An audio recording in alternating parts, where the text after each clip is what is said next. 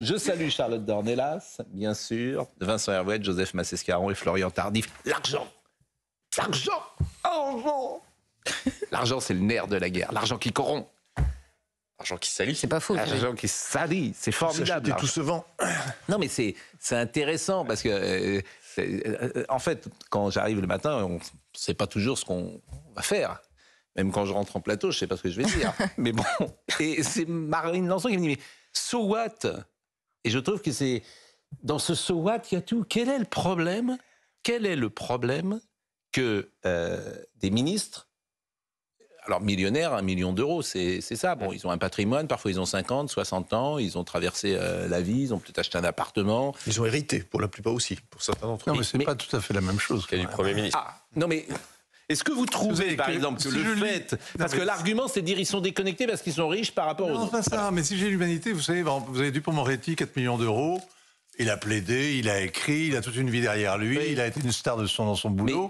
On peut l'imaginer. Je peux vous dire... Vous disiez, monsieur Attal, 1,5 million d'euros assurance vie. Vous dites, mais formidable, à son âge, remarquable. Je peux vous faire une remarque sur Éric Dupond-Moretti? Oui. Bon. Éric Dupond-Moretti, c'est sans doute un des plus grands avocats français. C'est ce que je vous dis. Bon, il aurait 100 millions d'euros aux États-Unis. Oui. Non, mais la question... Non, mais ce que je vous dis, vous pouvez pas tout mettre. Parce que quand vous dites riches, donc tous, il y a des... Quand j'ai vu 5 millions d'euros, ça va vous choquer ce que je veux dire. Je pensais que c'était plus. Je pensais que c'était plus, parce qu'effectivement, un avocat qui travaille pendant 30 ou 40 ans et qui est des avocats les plus en vue de sa profession, je pense qu'aux États-Unis, il gagnerait 100 millions. Et quand je dis ça, ce serait peut-être 200. Oui, mais on n'est pas aux États-Unis. Oui, ah bah, ça m'a pas échappé. Il y a égalité sur les frontons des mairies. Ça m'a pas échappé. Comment? Il y a égalité sur le fronton des mairies. Vous avez parfaitement raison.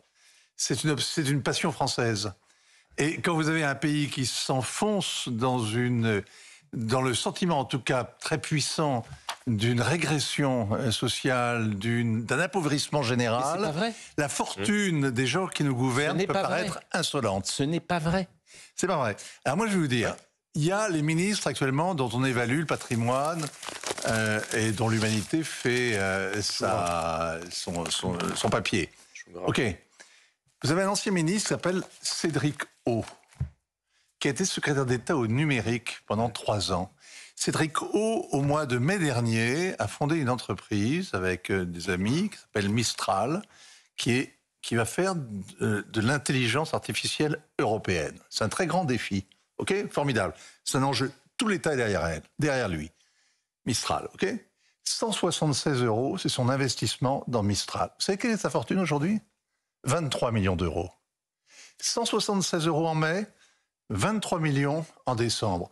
C'est mirobolant. Là-dessus, vous pouvez quand même vous poser quelques questions. On pourrait envisager de regarder ça de près. C'est pas le sujet. C'est un cas personnel, c'est pas le... Non, c'est pas un cas personnel. L'État est là. Il y a... Il faut vérifier en plus ce que vous dites. Ça m'étonnerait ce que vous dites. Et puis c'est la valeur de l'entreprise. 176 €. Non, la valeur de l'entreprise...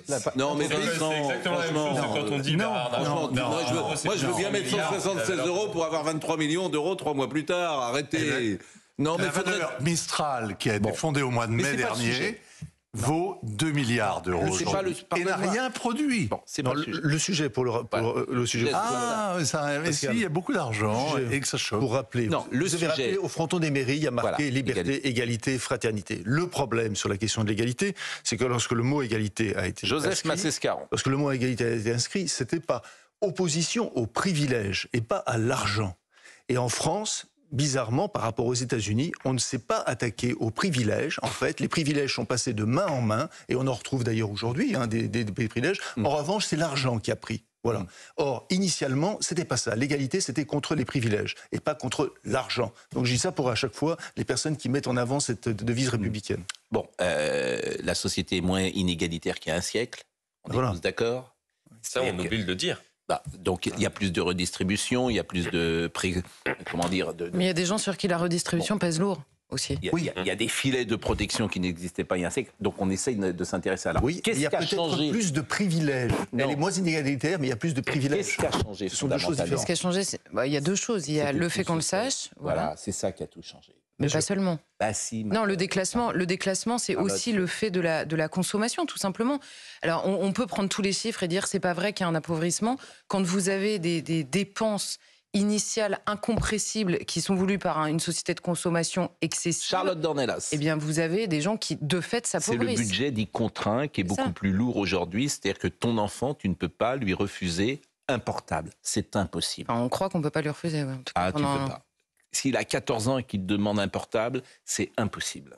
Il y a des gens qui le font, mais non, mais c'est difficile. Mais non, mais même pour un adulte, tout simplement, pour un adulte. Donc ça, c'est ce qu'on appelle le budget contraint. Et puis le logement, pardonnez-moi, quand même. Quand vous gagnez 1000 € par mois, le fait que tout se sache, c'est-à-dire qu'aujourd'hui, il est plus difficile psychologiquement d'être pauvre qu'il y a un siècle, parce que tu sais comment les riches vivent. Et tu te dis pourquoi moi, je mange dans un restaurant. Les gens savaient comment les riches. Oui, ah non. Ah si, pardonnez-moi. Ah non, Joseph. Non, mais surtout ce que vous avez dit est juste. Je pense que c'est très important dans la perception. On se dit, mais qu'est-ce que j'ai fait au bon Dieu pour ne jamais aller dans les restaurants chers, dans les hôtels chers, de rouler avec des voitures. Qu'est-ce que j'ai fait ça pèse, me semble-t-il. Ce que vous avez dit dans votre édito est assez juste. Moi, j'ai vu, je suis désolée, on a eu 2 mouvements quand même assez récemment de gens qui sont déclassés de fait. On a eu les gilets jaunes, puis les agriculteurs. Je ne les ai entendus que parler de la valeur de leur travail, pas du tout du salaire de tel ou tel. Bien sûr. Pas du tout. Donc ce que vous disiez est assez juste. C'est tout à fait vrai. C'est une autre catégorie de Français. C'est les intellectuels, j'ai dit les universitaires, les magistrats, les journalistes de Libération. Ça les rend fous. Ça les rend fous. Les artistes sans talent. Ça les rend fous. Tous ces gens-là, ça les rend fous. Le problème n'est pas. Mais vous avez raison. Tous ont dit c'est pas là, bien sûr. Millionnaire. Le problème, c'est la smicardisation du pays. Oui, c'est ça. C'est-à-dire que jamais, depuis plusieurs années, on a eu autant de personnes qui gagnent le SMIC ou l'équivalent du SMIC un tout petit peu plus. Est-ce que ça pose un problème sur les ministres ? C'est ça qui m'intéresse. Est-ce que le fait que des ministres, en fait, c'est sans doute parce qu'ils ont bien réussi, donc ça prouve aussi une forme de compétence. Ils ont bien réussi. Mais pas au gouvernement. Je veux bien qu'on mette des gens. Peut-être qu'il y a ça qui énerve aussi, pas au gouvernement. L'impuissance politique joue énormément, à mon avis, dans ce ressort-là aussi. Le fait qu'ils aient de l'argent, ça n'a jamais gêné personne initialement. D'ailleurs, c'est pas une demande populaire. Ça revient souvent dans certains médias. Oui. C'est pas une colère populaire sur cette question. Maintenant, quand vous avez des gens qui, en effet, ont sans doute des compétences, puisqu'ils ont beaucoup d'argent, et ça dépend lesquels en plus, puisqu'ils n'ont pas tous gagné par le biais de leurs compétences, ce que je leur reproche pas, mais c'est un fait, ils n'ont pas tous le même. J'ai vu que M. Lescure a gagné beaucoup d'argent, par exemple. Mais simplement, mieux, au gouvernement. ça veut dire Par exemple, M. Lescure, il en gagne 5 ou 6 fois moins depuis qu'il est rentré au gouvernement. Bah oui, et c'est ça qui devrait être dit, vous avez parfaitement raison. Ouais. Donc, ça veut aussi dire que ces gens, par définition, ils ne sont pas obsédés par l'argent puisqu'ils gouvernent. Non, mais ça...